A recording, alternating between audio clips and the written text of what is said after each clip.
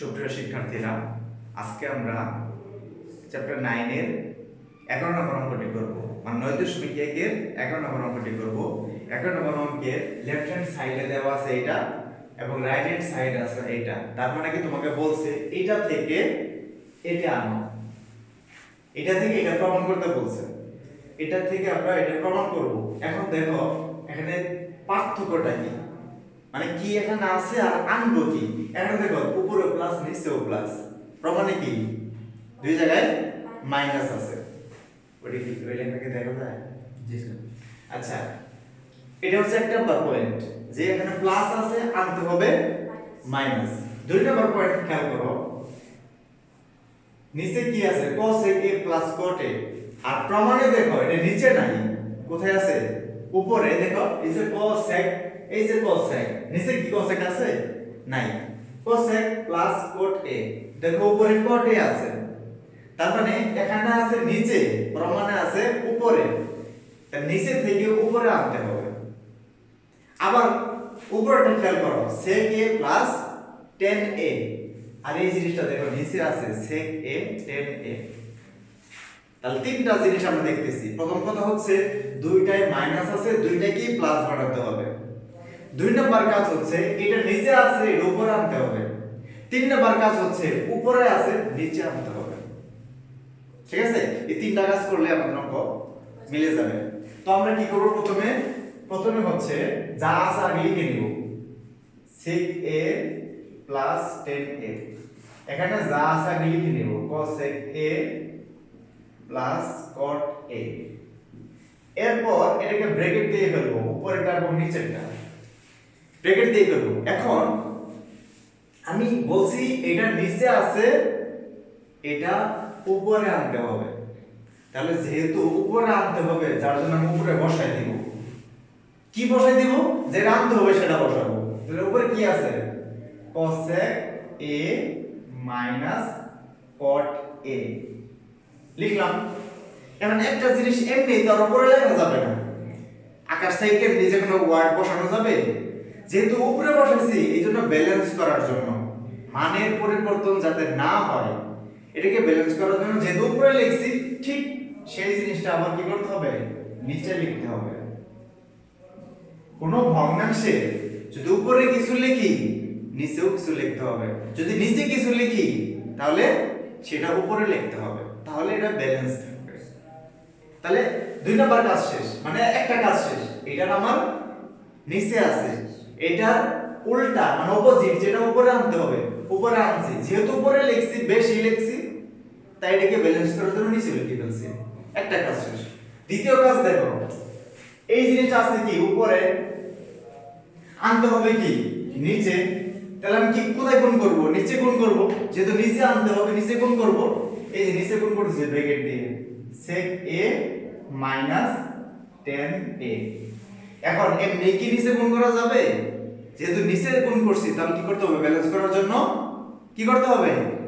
উপরে গুণ করতে হবে। তাহলে এই জিনিস আমরা উপরে গুণ করে দেব, sec a minus tan a। এখন আমি যে বলছিলাম তিনটা কাজ করতে হবে, দেখো তিনটা কাজই হয়ে গেছে। প্রথম কাজ হচ্ছে প্লাস থেকে মাইনাস আনতে হবে। এই যে মাইনাস আসছে, এই যে মাইনাস আসছে, মাইনাস আসছে, মাইনাস আসছে, কাজটা হয়েছে নি? আচ্ছা, দ্বিতীয় কাজ বলছিলাম এটা নিচে আছে, উপরে আনতে হবে। এই যে উপরে আসছে। তো তিন নম্বর কাজ বলছিলাম উপরে যেটা আছে এটাকে নিচে আনতে হবে। এই দেখো নিচে আসছে। তিনটা কাজ শেষ। এখন কি অঙ্ক কি হয়ে গেছে? না, এখন আমাদের একটু হিসাব করতে হবে। কি করতে হবে? হিসাব করতে হবে। এখন দেখো প্রমাণে তো আমার এটা রাখতে হবে, cosec a minus cot a, এটা রাখতে হবে। তাহলে cosec a minus cot a, এখানে কি আছে এটা? এখানে তো তিনটা, দেখো এটা একটা, এটা একটা, এটা একটা উপরে। তাহলে কাকে রাখবো প্রমাণ করার জন্য? এটাকে না প্রথমটাকে না শেষেরটাকে? মাঝখানটাকে রাখতে হবে না? তাহলে এটাকে আমরা রেখে দেব, এটাকে আমরা রেখে দেব, তাহলে তো প্রমাণ হবে। আর এই দুটাকে আমরা বাদ দেওয়ার ট্রাই করব। কিভাবে দুটাকে বাদ দেওয়া যায়? কারণ এই দুটো তো নাই উপরে, উপরে তো খালি একটা আছে, একটা আছে। এইজন্য এই দুটাকে বাদ দেওয়ার চেষ্টা করব, কিভাবে বাদ দিতে পারি। এখন নিচে আসো, নিচে কি sec a minus tan a। দেখো তো এইখান তিনটার ভিতরে কোনটার সাথে মিলতেছে? এটার সাথে, প্রথমটার সাথে, মাঝখানটার সাথে, শেষেরটার সাথে। শেষের সাথে মিলে, যার জন্য এটাকে আমরা রেখে দিব। তাহলে বাদ দিব কোনটা? এটাকে বাদ দিব, এটাকে বাদ দিব। বাদ দিতে হবে, যেভাবে হোক সরাতে হবে। রাখতে হবে কাকে? এটাকে রাখতে হবে, আর উপর থেকে এটা রাখতে হবে। এখন যে দুইটাকে বাদ দিতে হবে, উপরে এটা আর এটা, এই দুটোর একটা সূত্র আছে। এই দুটোর একটা সূত্র আছে। কি সূত্র? আমরা জানি a square minus b square, a square minus b square সূত্র কি? a plus b into a minus b মান নির্ণয়ের সূত্র শিখছিলাম। যদি না শিখে থাকি তাহলে এখন শিখে নেব যে a square minus b square থাকলে a এর সঙ্গে b প্লাস a এর সঙ্গে b মাইনাস। আচ্ছা, এটার সমান যদি এটা হয় তাহলে এটার সমান আবার এটা হবে না? তাহলে এখানে তুমি খেয়াল করো। আচ্ছা, আগে একটু সাজাই লিখি, sec a, এটা কি প্লাস 10a, এটার সঙ্গে তো এটাকে বাদ দিতে হবে, তাই তো? তাহলে এটার সঙ্গে আমি এটা লিখতেছি এখন, sec a মাইনাস 10a। এরপরে বাকি যেটা আছে লিখি cosec a minus cot a। নিচে বাদ দিতে হবে কোনটা? এটা আর এটা দুইটা একসাথেই আছে, তো তার কিছু আবার আগে বেশি নেওয়া দরকার নেই, তো যেভাবে আছে সেভাবে লিখতেছি cosec a plus cot a, এরপর হচ্ছে কি cosec a minus cot a, ব্র্যাকেটে কি আছে sec a মাইনাস 10a। তো আমাদের কাজ হচ্ছে কি কাজ আমাদের রাখতে হবে কাকে আর বাদ দিতে হবে কাকে? এটাকে বাদ দিতে হবে, এটাকে বাদ দিতে হবে, এটাকে রাখতে হবে, এটাকে বাদ দিতে হবে, এটাকে বাদ দিতে হবে, এটাকে রাখতে হবে।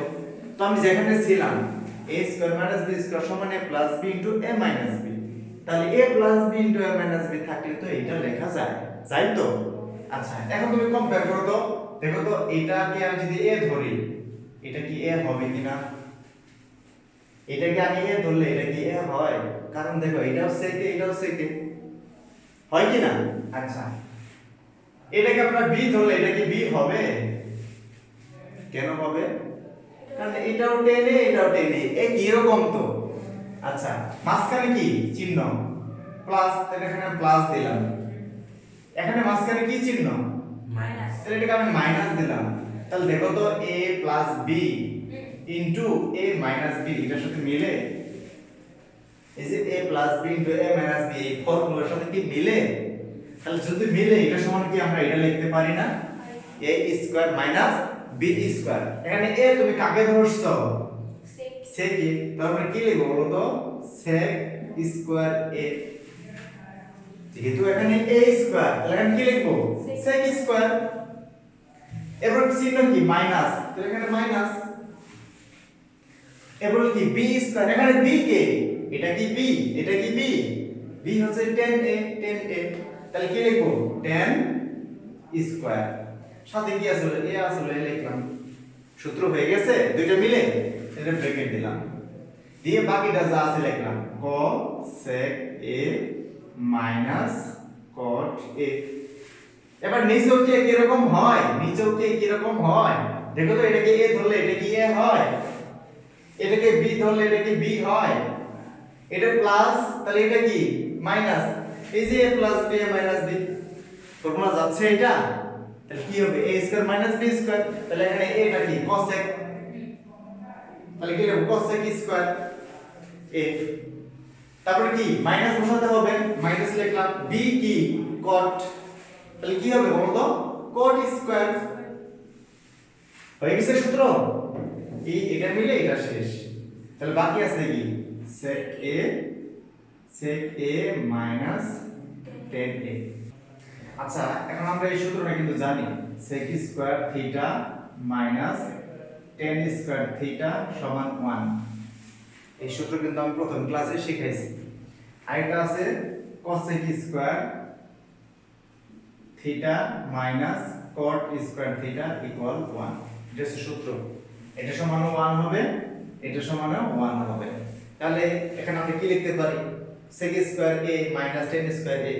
থিটা কিন্তু চেঞ্জ হতে পারে, থিটা a হতে পারে, থিটা b হতে পারে, c হতে পারে, কিন্তু এই sec চেঞ্জ হবে না আর 10 চেঞ্জ হবে না। তাহলে কি sec square a minus tan square a sec square theta minus tan square theta সমান কি 1 তাহলে এখানে কি হবে 1 হবে তাহলে এটা 1 হবে নিচেটা কি এটা 1 হবে যেহেতু থিটার জায়গায় কি আছে a আছে যেটাই থাক কিন্তু সেম থাকবে কি রকম থাকবে এখানে a থাকলে এখানে a হবে এখানে থিটা থাকলে থিটা হবে এখানে যদি 10 ডিগ্রি থাকে এখানে 10 ডিগ্রি হবে মানে সেম টু সেম যদি হয় তাহলে এটা কি হবে 1 হয়ে যাবে তাহলে উপরে এই জায়গায় এই সূত্রের জায়গায় আমরা কত লিখব 1 লিখব ইনটু বাকি আছে কি cosec a minus cot a এটা কি 1 হবে এটা তো আর এই সূত্র না এখানে স্কয়ার আছে এখানে কি স্কয়ার নাই আর এটা তো আমাকে প্রমাণ করা লাগবে নিচে এটার জায়গায় কি বসাবো 1 বসাবো তাহলে নিচে লিখলাম